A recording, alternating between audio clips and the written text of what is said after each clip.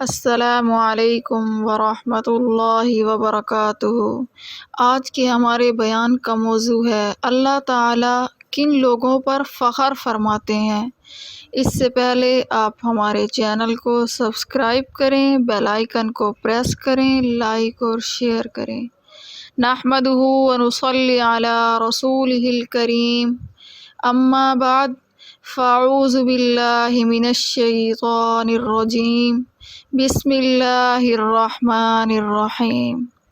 حدیث میں ہے، حضرت عبادہ بن صامت رضی اللہ تعالی عنہ سے روایت ہے کہ رسول اللہ صلی اللہ علیہ وسلم نے ایک دن جبکہ رمضان کی آمد تھی، ارشاد فرمایا، تم پر رمضان کا مہینہ آ گیا، یہ برکت کا مہینہ ہے، اللہ تعالیٰ اس مہینے میں تمہیں غنی کر دیتے ہیں، چنانچہ وہ رحمت اتارتے ہیں اور خطائیں مٹاتے ہیں، اور اس مہینے میں دعا قبول فرماتے ہیں۔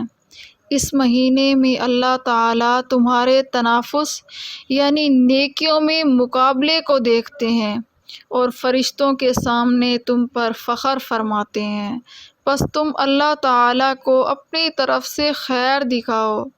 بدبخت و بد نصیب ہے وہ شخص جو اس مہینے میں اللہ تعالیٰ کی رحمت سے محروم رہا۔